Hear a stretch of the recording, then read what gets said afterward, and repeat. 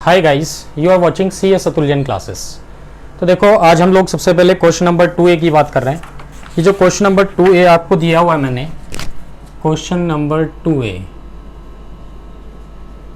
किस चीज़ का है भाई? ये क्वेश्चन देखो जरा। क्वेश्चन नंबर 2A कहता क्या है?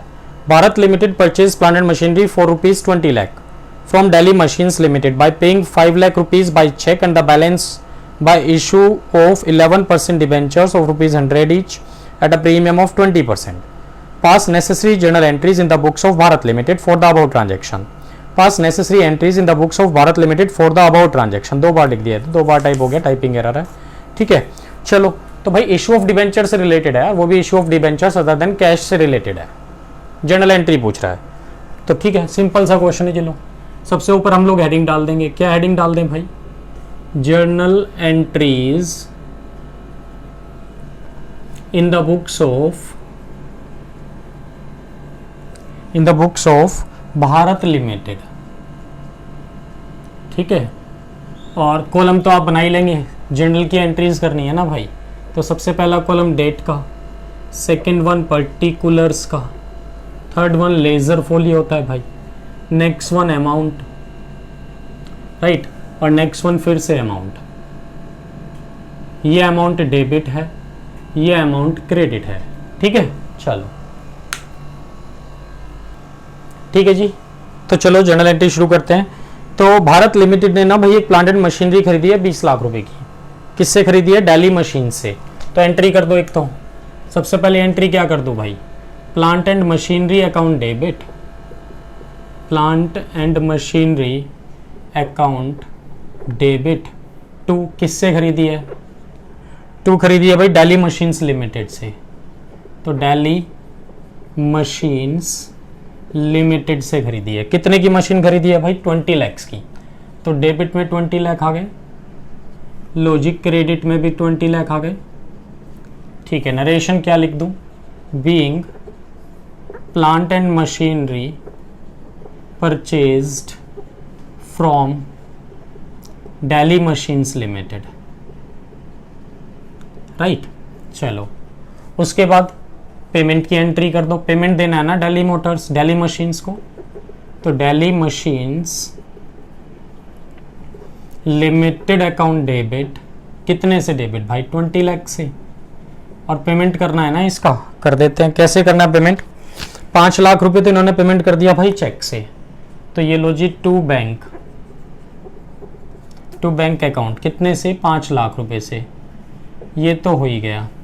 चलो, अब बाकी कह रहा है बैलेंस जो पेमेंट किया ना हमने, उसके बदले 11% डिबेंचर इशू कर दिए। 100 रुपए का एक था, 20% प्रीमियम पे इशू कर दिए, राइट। तो मैं वर्किंग नोट बनाना पड़ेगा हमें इसके लिए। ये लो जी, वर्किंग नोट में यहाँ बना देता हूँ, वर्किंग नोट है ना। वर्किंग नोट में हम लोग कैलकुलेट क्या कर रहे हैं? Calculation of number of debentures issued. कितने डिबेंचर इशू करेंगे उसकी कैलकुलेशन कर रहे हैं। तो पेमेंट करना कितना था देखो मुझे, बैलेंस पेमेंट कितना करना था?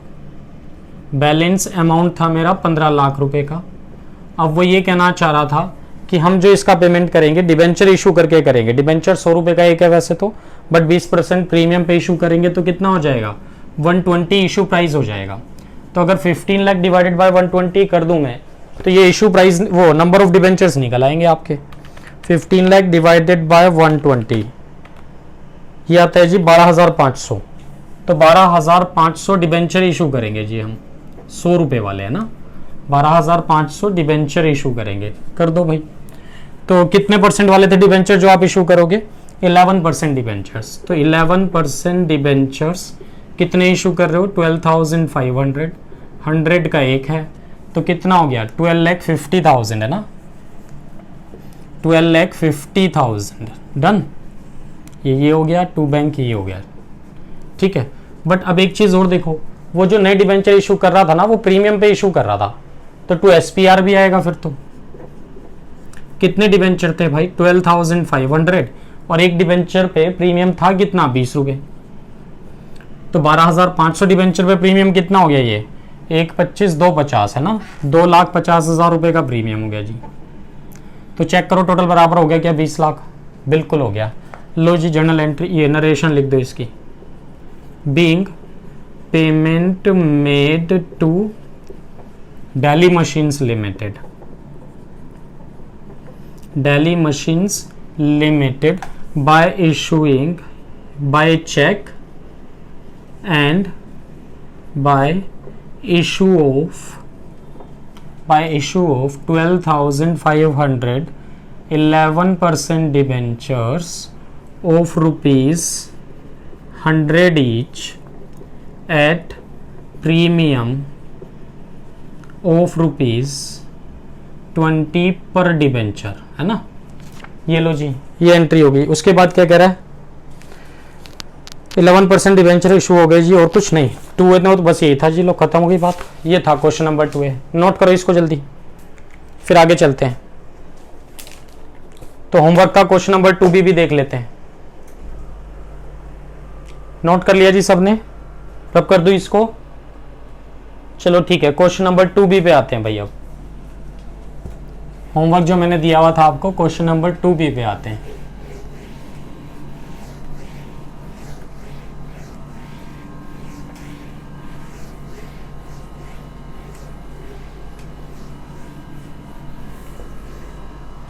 लो जी, होमवर्क का क्वेश्चन नंबर 2B, ठीक है, 2B की बात करते हैं जी।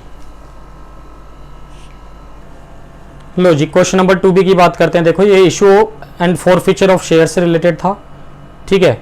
इस केस में क्या हुआ, क्वेश्चन में चेक करो। 1 लाख इक्विटी शेयर 10 रुपए वाले इशू किए थे कंपनी ने। तो कंपनी ने इशू किए थे भाई 1 लाख, ठीक है। Company issued 1 lakh equity share, 1 lakh equity share at the rate of rupees कितने वाले, 10 each, at the rate of rupees 10 each at premium पे इशू किए थे, ठीक है। प्रीमियम कितना था, एट प्रीमियम ऑफ रुपीज 2 पर शेयर पे। चलो, कंपनी ने पैसा मांगा कैसे था भाई, अब इन शेयर्स पे ये भी चेक कर लो। कंपनी ने मांगे थे भाई एप्लीकेशन पे, तो मांगा था कितने रुपए, एप्लीकेशन पे मांगा था 2.5 रुपये, 2.5। अलॉटमेंट पे बताओ कितने पैसे मांगे थे, 4.5 रुपये मांगे थे इंक्लूडिंग प्रीमियम। तो प्रीमियम 2 रुपये था, इट मीन्स 2.5 + 2। फर्स्ट कॉल पे कितने पैसे मांगे थे कंपनी ने, फर्स्ट कॉल पे मांगे थे 2.5, और सेकेंड एंड फाइनल कॉल पे कितने पैसे मांगे थे भाई कंपनी ने, वो भी 2.5, है ना। चलो, उसके बाद क्या कहता है, applications were received for 1,50,000 shares.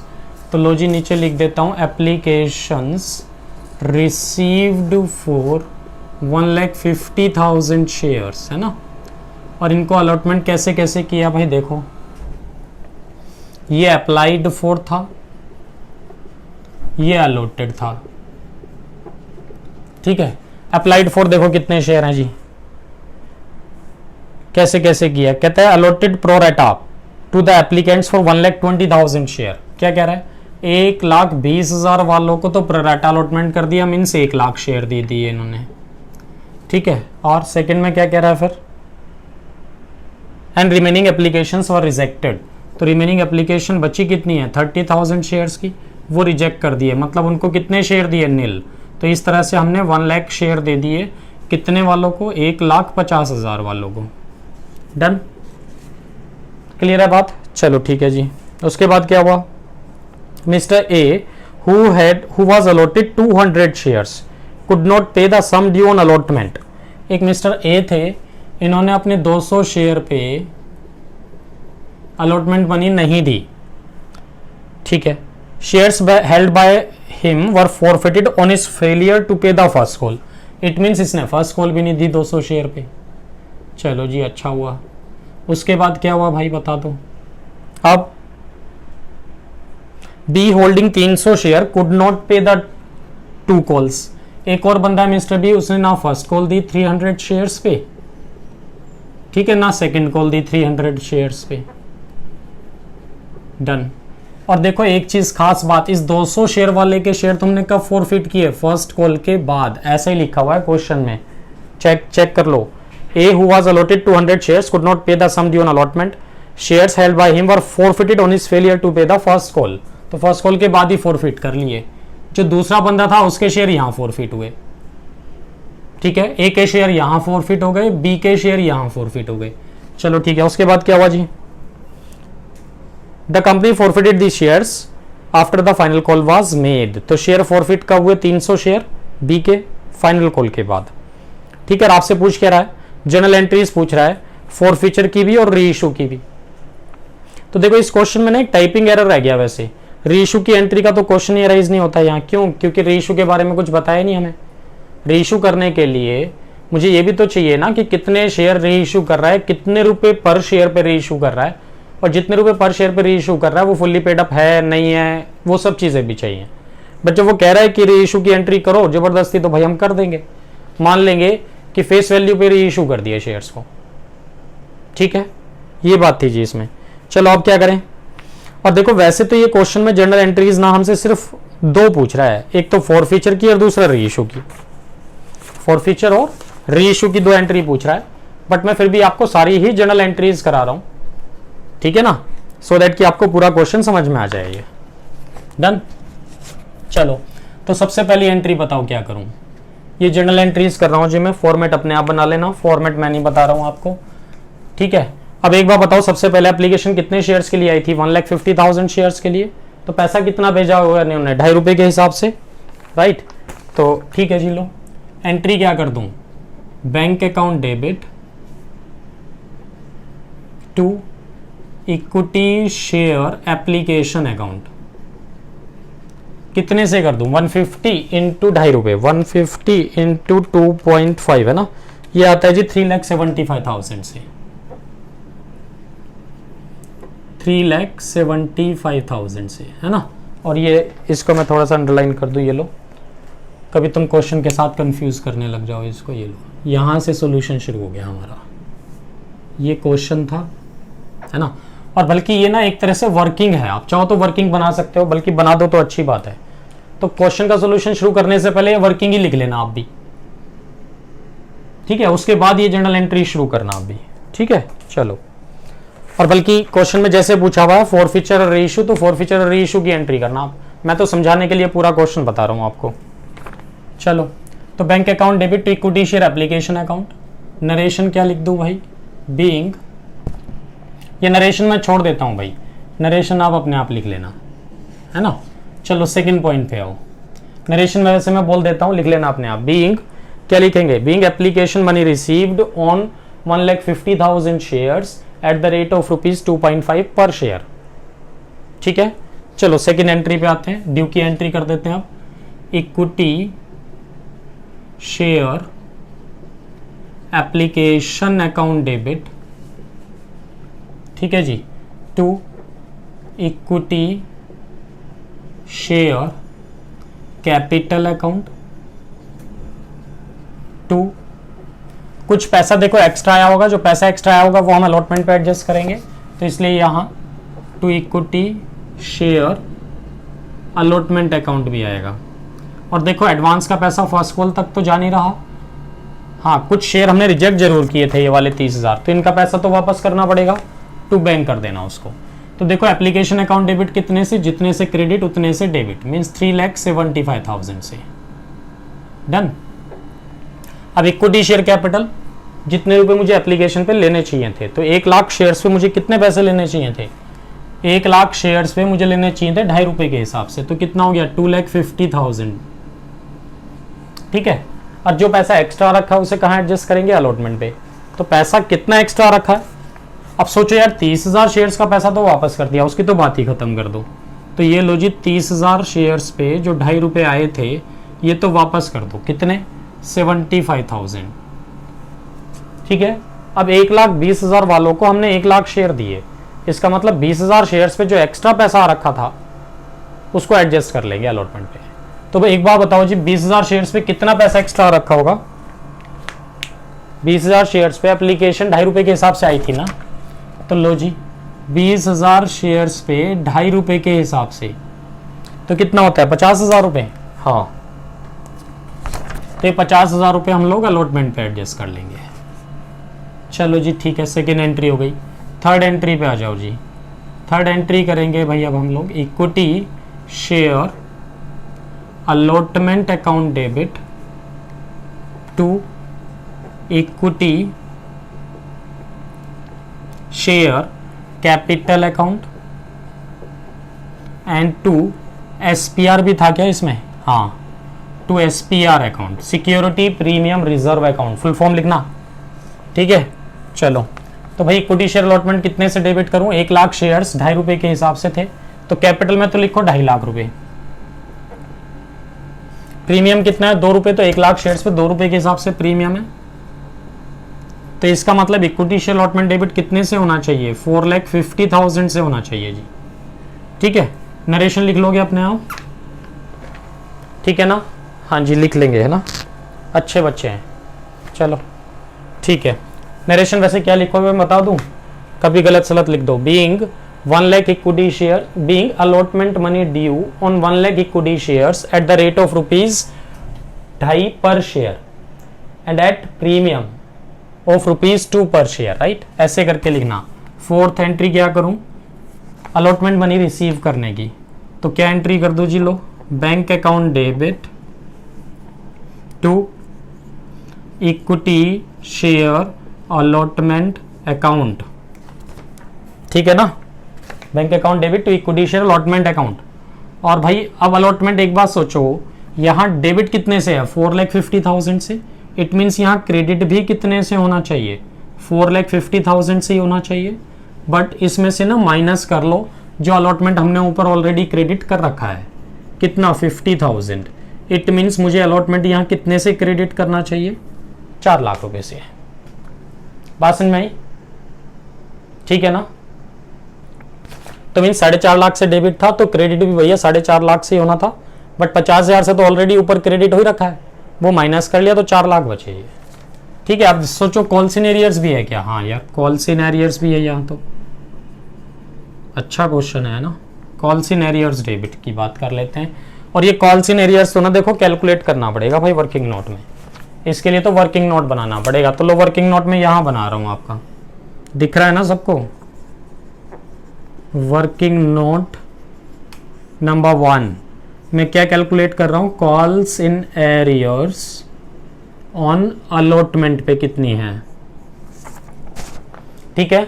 चलो जी कैसे कैलकुलेट करूं, अब एक बात सोचो, सबसे पहले तो ये जो मिस्टर ए थे ना, ये जो मिस्टर ए थे, इनको 200 शेयर अलॉट हुए थे, और ये होंगे कौन से वाले स्लैब में से, इसी में से होंगे, फर्स्ट वाले में से, सेकंड वाले में तो हमने किसी को शेयर दिए ही नहीं, तो इट मींस अगर इन्हें 200 शेयर अलॉट हुए थे तो भैया अप्लाई तो ज्यादा के लिए किया होगा इन्होंने, तो मुझे क्या करना चाहिए, सबसे पहले शेयर अप्लाइड 4 निकाल रहा हूं इनके, शेयर्स अप्लाइड 4 कैसे, ग्रोस अप करके निकाल लो, 200 इंटू 1,20,000 डिवाइडेड बाय 1 लाख, ठीक है, तो कितना आ जाएगा ये चेक करो, 200 इंटू 1,20,000 डिवाइडेड बाय 1 लाख, तो ये आता है जी 240 शेयर, तो इन्होंने हमसे 240 शेयर मांगे होंगे, अप्लाइड फॉर कितने शेयर होंगे इसके, 240, तो हमने 200 शेयर दिए होंगे, तो जब इन्होंने 240 शेयर मांगे थे तो एप्लीकेशन मनी भी 240 शेयर पे दी होगी भाई, तो चेक करो जी, लो एप्लीकेशन मनी रिसीव्ड कितनी, 240 शेयर्स पे, 240 शेयर्स पे कितने भेजे होंगे इन्होंने, 2.5 रुपए भेजे होंगे, तो कितना बनता है 240 इंटू 2.5 करें तो ये आता है जी 600 रुपए भेजे होंगे इन्होंने, इसका मतलब। और मुझे लेने कितने चाहिए थे इनसे, एप्लीकेशन मनी ड्यू कितने से करना चाहिए था, जब मैंने इनको शेयर ही 200 दिए तो भैया 200 शेयर्स पे पैसा लेना था, इसका मतलब वो भी 2.5 रुपए के हिसाब से, तो कितना लेना था 500 रुपए, इसका मतलब 100 रुपए क्या आ गए, ये 100 रुपए एक तरह से क्या हो गए, एडवांस आ गए इनके, to be adjusted on allotment, है ना, ये जो 100 रुपए एक्स्ट्रा है ये हम एडजस्ट कर लेंगे कहाँ, अलॉटमेंट पे, चलो जी, तो अलॉटमेंट पे एडजस्ट कर लेंगे। अब एक बात सोचो कि अलॉटमेंट पे मुझे लेने कितने पैसे थे इनसे पहले, तो ये देखो, चलो जी, तो अलॉटमेंट पे लेने कितने थे भाई, अलॉटमेंट मनी ड्यू लेने कितने थे अलॉटमेंट पे, मुझे इससे कितने शेयर दिए थे आपने इसको 200, तो 200 शेयर्स पे 2.5 + 2 4.5 रुपए लेने थे, तो 200 शेयर पे 4.5 रुपए लेने थे, मतलब 900 रुपए लेने थे भाई, जिसमें से 100 रुपये ये वाले एडजस्ट कर लो आप यहाँ। तो इसका मतलब 800 रुपये की कॉल्स इन एरियर्स है गई इसकी अलॉटमेंट पे। ठीक है, 800 रुपये की कॉल्स इन एरियर्स है जी। डन, चलो ठीक है, तो खत्म हो गई बात। कॉल्स इन एरियर्स कितनी आ गई जी इसके अलॉटमेंट पे? 800 रुपये, ये लो डेबिट में। तो 4 लाख में से 800 चले गए तो कितना बचेगा? 3,99,200 रुपये, है ना। तो 3,99,200 रिसीव किए होंगे अब आपने अलॉटमेंट पे इन टोटल। नरेशन लिख लोगे ना आपने? आप नरेशन लिख लोगे ना? क्या लिखोगे? बीइंग अलॉटमेंट मनी रिसीव्ड, ठीक है, and calls in advance and calls in arrears adjusted, ऐसे करके लिख देना बस। ठीक है, तो ये 4 एंट्रीज हो गई, इनको नोट करो फटाफट, फिर आगे की एंट्रीज डिस्कस करते हैं भाई। जल्दी नोट करो इन्हें। ठीक है जी, नोट कर लिया सबने? चलो, तो ये 4 जर्नल एंट्री हुई है, बाकी की जर्नल एंट्री डिस्कस करते हैं। इसको रब कर दे रहा हूं मैं अब।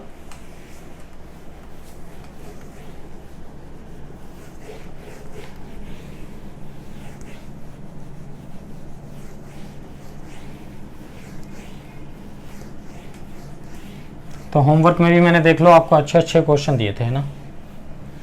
ठीक है, पर हुए नहीं आपसे।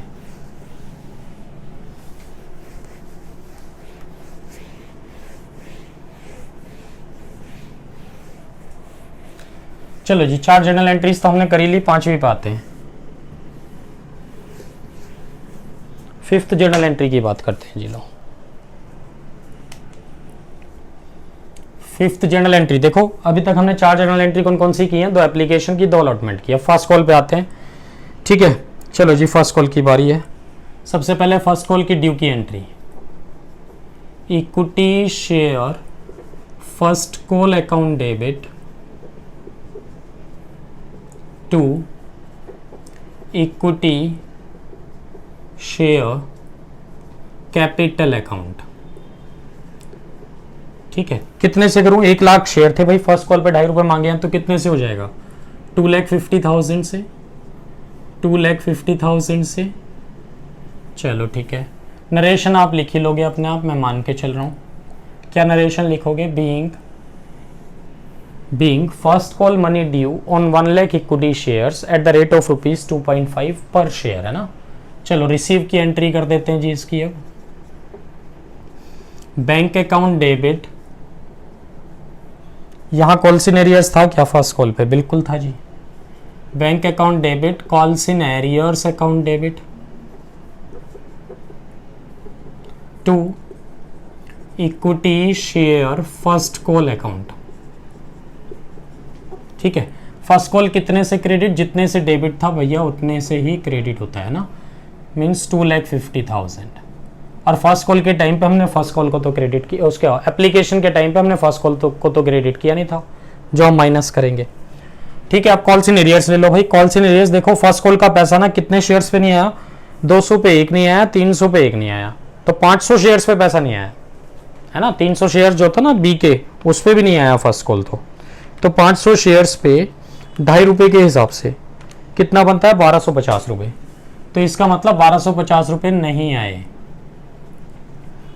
तो फिर आए कितने होंगे भाई? 2,50,000 में से अगर 1250 माइनस कर दूं, लो जी 2,50,000 में से अगर मैं 1250 माइनस कर दूं तो आता है 2,48,750। 2,48,750 आए होंगे, है ना। चलो ठीक है, नरेशन लिख ही लोगे। Being first call money received and calls in arrears adjusted, है ना।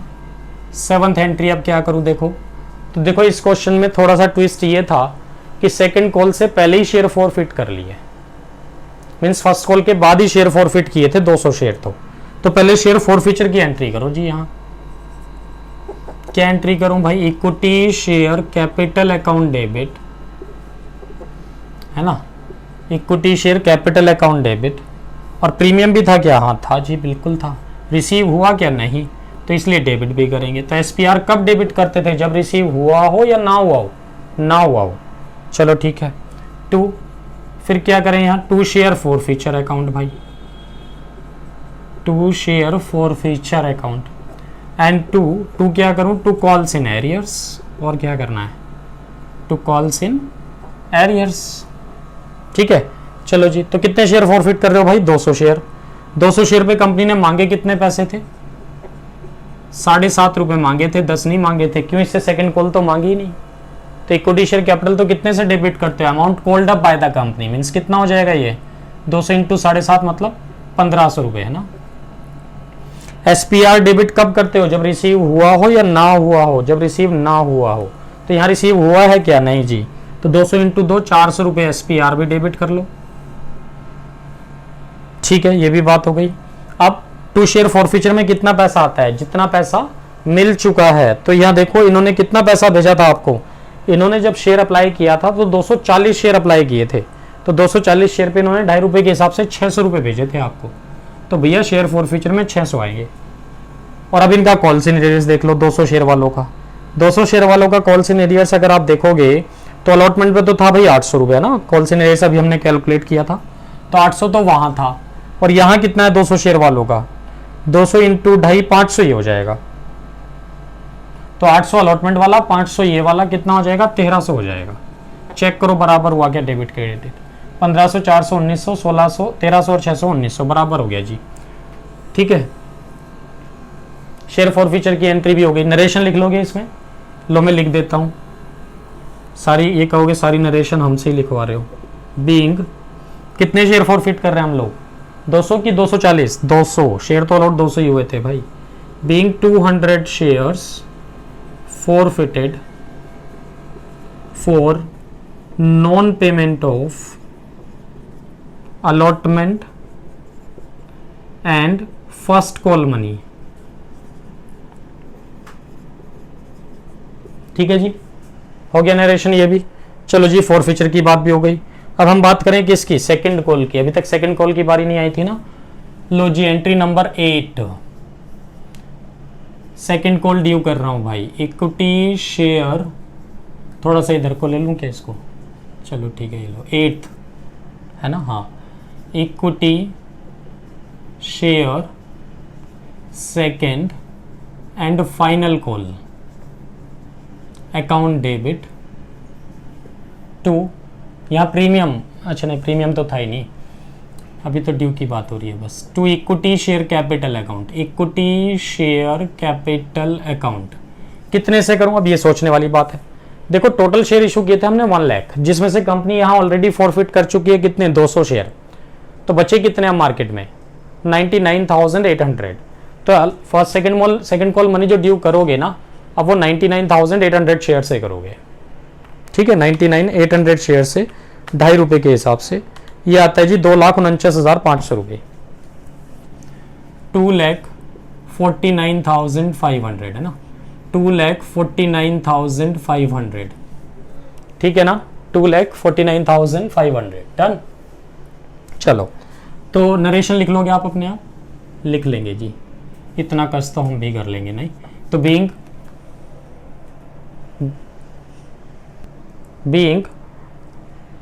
equity share second and final call money due on 99,800 shares at the rate of ₹2.5 per share लिख दोगे ना? ठीक है, रिसीव की एंट्री कर लो जी। लो 9th entry, bank account debit, bank account debit. ठीक है जी, तो देखो सेकेंड एंड फाइनल कॉल पे कितना पैसा रिसीव होगा ये देख लेते हैं। और कॉल्स इन एरियर्स भी तो आएगा भाई, बिल्कुल आएगा जी। लो calls in arrears debit to equity share second and final call.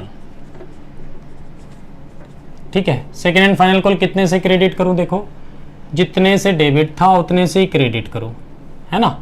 2,49,500 से। अब इसमें से कॉल्स इन एरियर्स देख लो। तो देखो कॉल्स इन एरियर्स 300 शेयर वालों ने और पैसा नहीं दिया था आपको, तो 300 इंटू 2.5 कितने आ जाएंगे? यहाँ 750 रुपए कॉल्स इन एरियर्स में आ जाएंगे।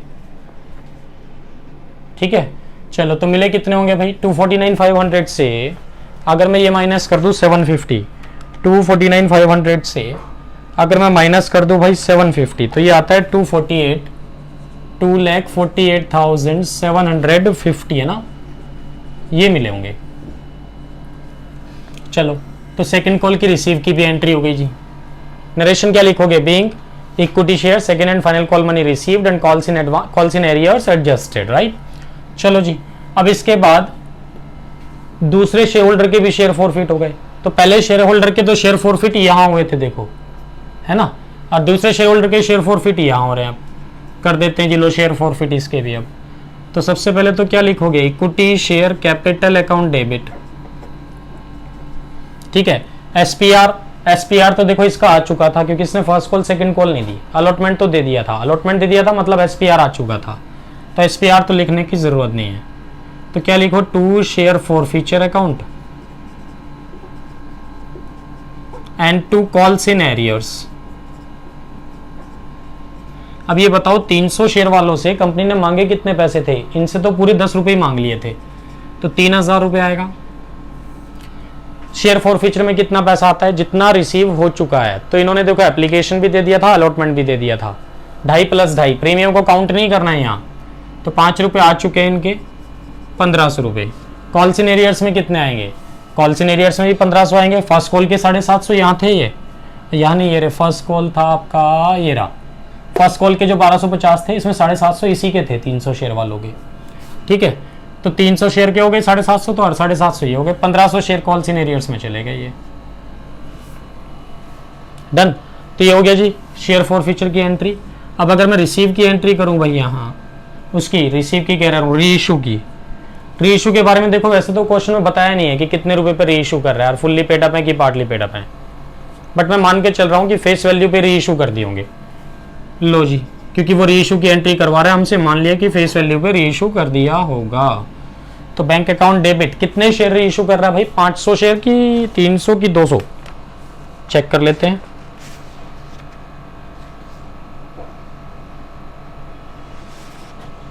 ठीक है, 5 general entries for forfeiture and re issue, ठीक है। तो सारे शेयर री इशू कर दो आप। 500 इंटू 10 कितने का हो गया, 5000 रुपए का। And to equity share capital 5000 रुपए, डन। ये लो जी, ये री इशू की एंट्री हो गई। तो नरेशन क्या लिखोगे, बीइंग 500 शेयर्स री issued at the rate of ₹10 पर शेयर, बस यही पूछा था आपसे, है ना। तो देखो री इशू की एंट्री तो ये हो गई। लास्ट में अगर कैपिटल रिजर्व की एंट्री करना चाहते हो वो और बता देता हूं आपको, ये लो, share forfeiture account debit to capital reserve. कितने से करोगे, देखो शेयर फॉरफीचर था कितना, एक शेयर फॉरफीचर तो ये रहा भाई 600 रुपए, और एक शेयर फॉरफीचर ये रहा कितना 1500 रुपए। 1500 और 600 कितना क्रेडिट है, 2100, और डेबिट हमने यहाँ कितना किया, डेबिट में तो कुछ किया ही नहीं, तो 2100 के 2100 कहाँ चले जाएंगे, कैपिटल रिजर्व में, डन। ये था जी क्वेश्चन फुल फ्लैश में, तो पूरा आंसर कर दिया इसका। और जैसे अगर क्वेश्चन के अकॉर्डिंग चलो तो क्या क्या लिखना चाहिए हमें, क्वेश्चन के अकॉर्डिंग चलें तो एक तो ये एंट्री करनी चाहिए, एक ये वाली एंट्री करनी चाहिए जी, एक ये वाली एंट्री करनी चाहिए, क्योंकि वो तो हमसे सिर्फ क्या पूछ रहा है, फॉरफीचर एंड री इशू। तो ये 3 एंट्रीज बतानी चाहिए। वैसे तो अगर क्वेश्चन के अकॉर्डिंग चलें तो पूरा बताना चाहते हो तो ये बता दो, हाँ वर्किंग पूरी प्रॉपर वे में बनाना, वर्किंग नोट्स भी बनाना, डन। ये था जी क्वेश्चन, ठीक है। क्वेश्चन नंबर 2 भी नोट करो इसको जल्दी से, ठीक है जी। तो चलो आज के लिए इतने ही रखते हैं, नेक्स्ट क्वेश्चन नेक्स्ट क्लास में डिस्कस करेंगे, डन। आपको ये वीडियो पसंद आया तो लाइक करें और हमारे channel CS Atul Jain classes को सब्सक्राइब करें। Thanks for watching CS Atul Jain classes.